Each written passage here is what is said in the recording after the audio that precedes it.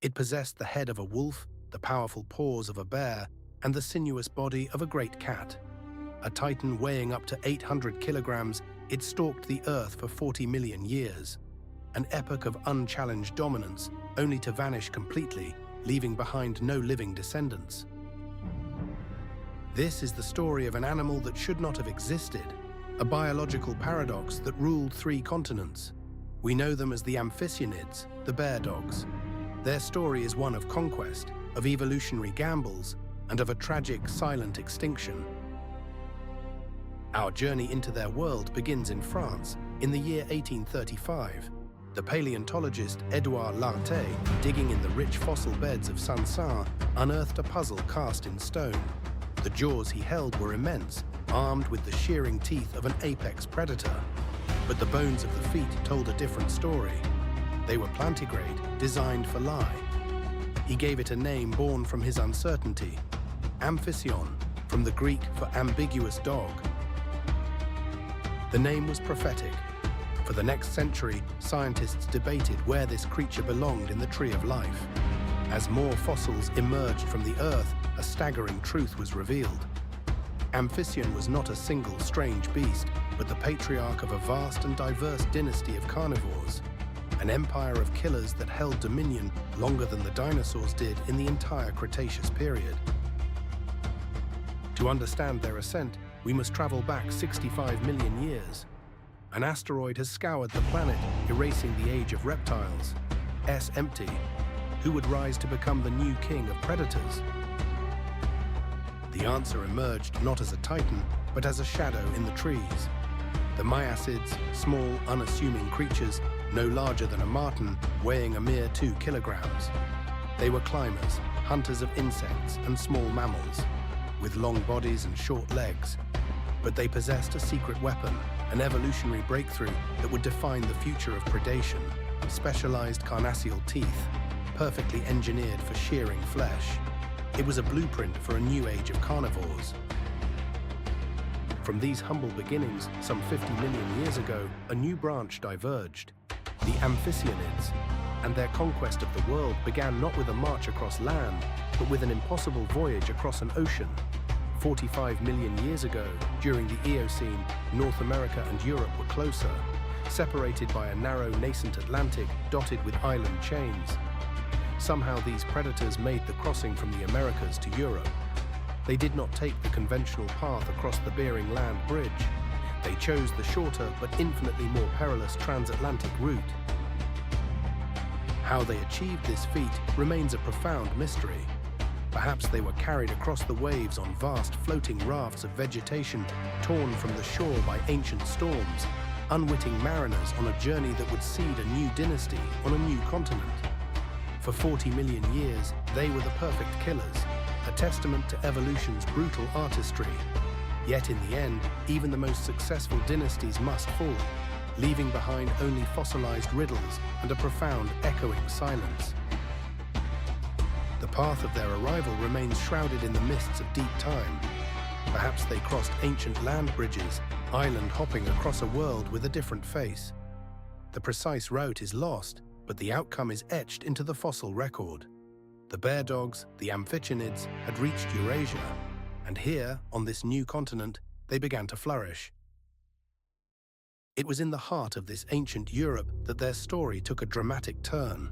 Freed from the constraints of their ancestral home, the bear dogs embarked on a new evolutionary trajectory. They began to swell in size, an arms race written in bone and sinew. Paws grew broader and more powerful, claws lengthened into formidable hooks, jaws deepened, housing muscles capable of exerting terrifying force. They had chosen the path of the bear, a strategy of overwhelming strength, of sheer mass and brutal power. From this crucible of adaptation emerged Amphicyon major. 17 million years ago, it stalked the woodlands of what would one day become France, Germany, and Turkey. Weighing 200 kilograms with the stature of a modern lion, it was already a formidable presence. But this was merely a prelude, a stepping stone on the path to true gigantism. Evolution was not yet finished with this lineage. The culmination of this strategy was a beast of monstrous proportions. Amphicyonids giganteus. It was a true titan of the Miocene, a predator that pushed the boundaries of mammalian design. At 2.5 meters in length and weighing up to 800 kilograms, it rivaled the very largest brown bears of today. To envision this animal is to conjure a nightmare from a lost world. A massive, powerfully built body, anchored by a colossal head with wide, flaring cheekbones. Inside its mouth, a testament to its lifestyle, jaws engineered not merely to bite, but to shatter. Canines with sharp, slicing edges were paired with specialized molars, carnassials honed for shearing through flesh, not for grinding plants. Entered its diet with roots or berries, the wear patterns on its teeth tell an unambiguous story. This was a hypercarnivore, an obligal tear through the thickest hide, and with a single crushing bite, splinter the largest of bones to access the rich marrow within. Fossil sites have yielded the silent testimony of its feasts, the remains of beached whales scarred with its tooth marks, the carcasses of seals torn asunder by its immense claws. It was the undisputed king, and it seemed that nothing could challenge its reign. But across the ocean, in the bear dog's original homeland of North America, a very different story was unfolding. The great family had been split by geography, and on this separate stage, evolution was conducting a radically different experiment. Beginning around 21 million years ago, the North American continent was transforming. The dense forests began to retreat, giving way to vast open savannas and prairies that stretched from horizon to horizon. In this new world of endless vistas, the rules of survival had changed. The bear's strategy of brute force, so successful in the European woodlands, was ill-suited to the plains. Here, in the open, ambush was difficult, and power was useless against prey that could simply run away. This new landscape demanded a new skill: speed. The American Amphicyonids answered the call. From their ranks emerged a new kind of predator, Amphicyonid. It was a creature utterly alien to its hulking European cousins. Slender and lithe, it measured 160 centimeters in length, with a long balancing tail accounting for nearly half of that. Weighing around 100 kilograms, it stood on long, gracile legs, its power channeled through as a strange and elegant mosaic. A ghost lineage combining the traits of a wolf, the agility of a panther, and the short-burst potential of a cheetah. Amphicyonid was a creatuistensis. It could not sustain the prolonged run of a true wolf, but it didn't need to. Its world was populated not by fleet-footed antelope, but by large, relatively slow suggests. Amphicyonid was a solitary hunter AS. 2 continents, 1 ancestral source. On one side of the world, a dynasty of giants, behemoths of bone-crushing power. On the other, Aeolis is a profound lesson in the power of place, a demonstration of how a single blueprint can be sculpted by landscape and necessity into 2 profoundly different expressions of what it means to be a predator.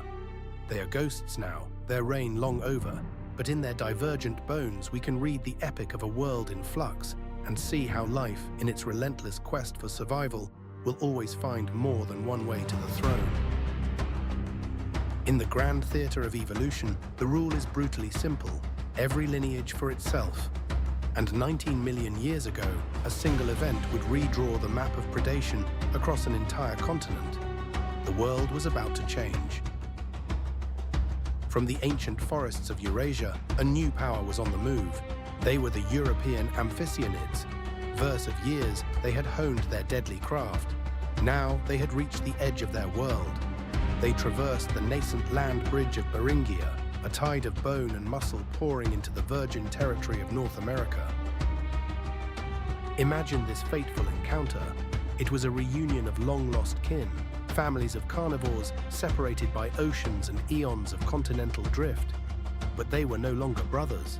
On one side stood the natives, the lithe, swift hunters of the Americas, the Amphicyonids. They were built for pursuit, a lean and efficient design perfected in the North American wilderness. On the other, the colossal, heavy-boned invaders from Eurasia, built for brute force and overwhelming power. A silent war was declared. This was not a conflict of pitched battles and roaring charges. It was a slow, grinding contest of attrition, fought in the shadows of forests and across the plains. It was a struggle for prey, for territory, for the very right to exist.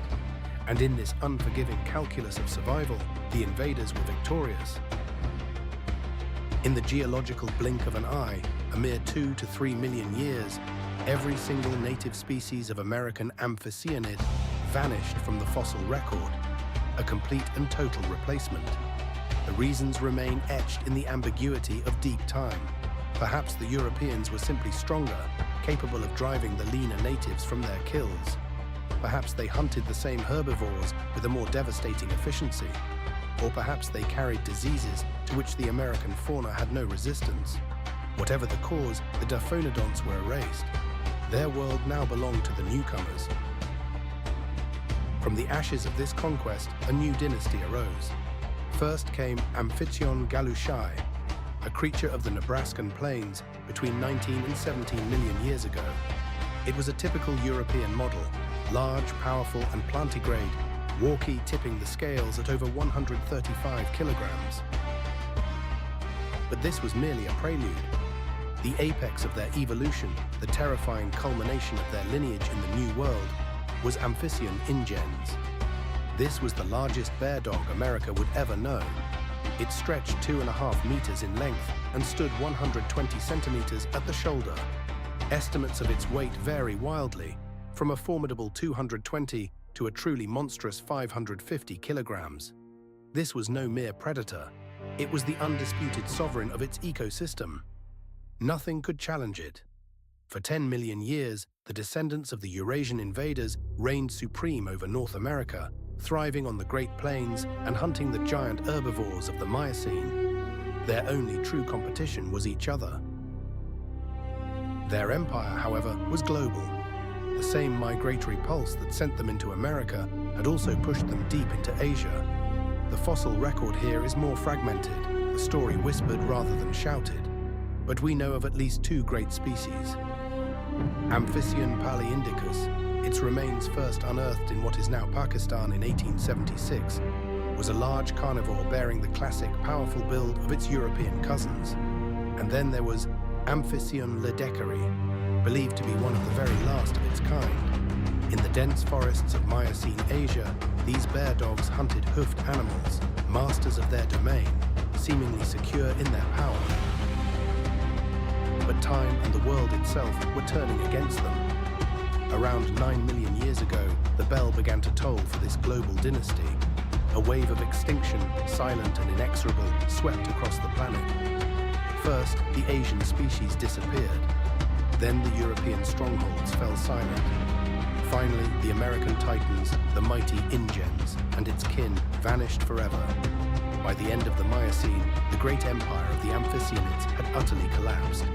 Not a single species, not one descendant survived. What cataclysm could possibly annihilate such a dominant and widespread group of apex predators? The culprit, scientists now believe, was not a superior rival, but the planet itself. The late Miocene saw the onset of a global cooling event. The warm, wet world that had nurtured vast forests began to dry and chill. The forests retreated, and in their place, endless grasslands expanded. For the Amphicyonids, this was a death sentence. They were large, heavily built animals, adapted for ambush and power in wooded environments. They required immense amounts of food to fuel their massive bodies. As the climate shifted, their prey changed, and the very ground beneath their feet transformed into a landscape that favored a different kind of hunter, one that was lighter, faster, and more efficient.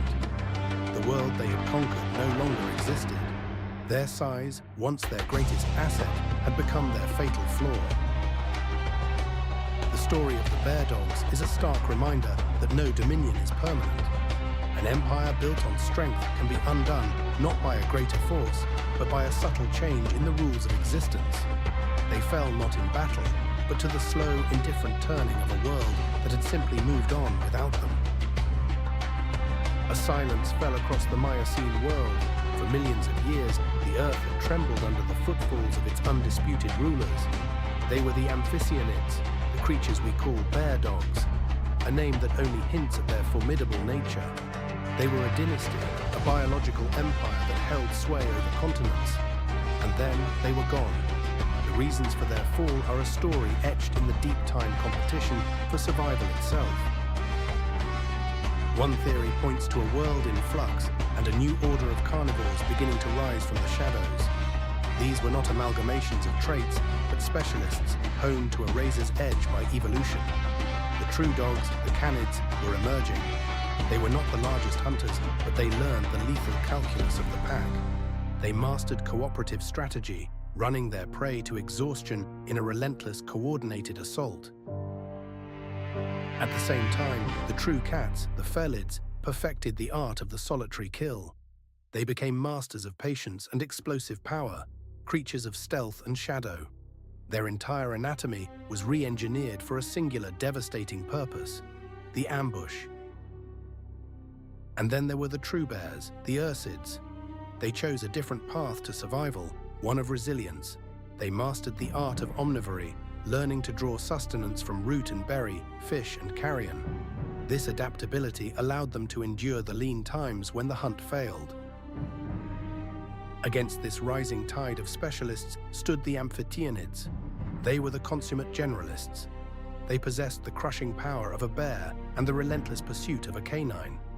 They were masters of all trades, a formidable combination of brute force and endurance. But in a world demanding specialization, to be good at everything is to be the master of nothing.